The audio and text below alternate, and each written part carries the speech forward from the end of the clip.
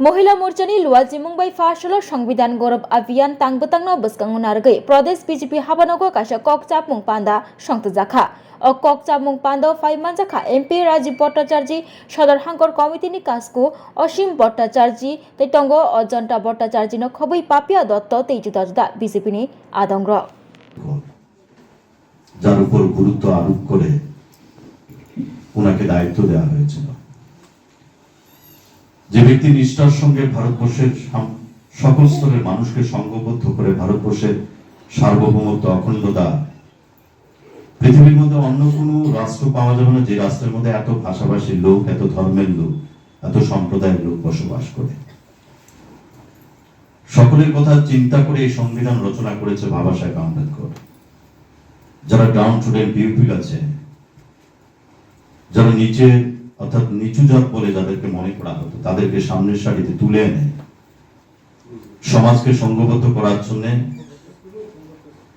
উনি সংবিধান রচনা করেছেন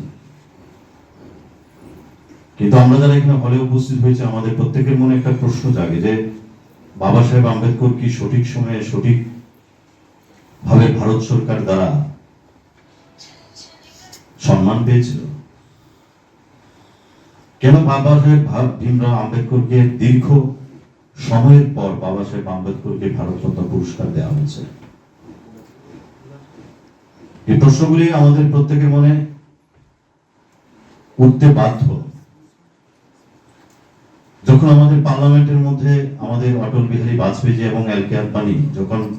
আমরা জানি ভারতবর্ষকে দীর্ঘকাল সময় ধরে শাসন করেছে কংগ্রেস এই কংগ্রেস নেতৃত্ব এবং তৎকালীন সময়ে যারা ইন্দিরা গান্ধী ছিল জওহরলাল নেহেরু ইন্দিরা গান্ধী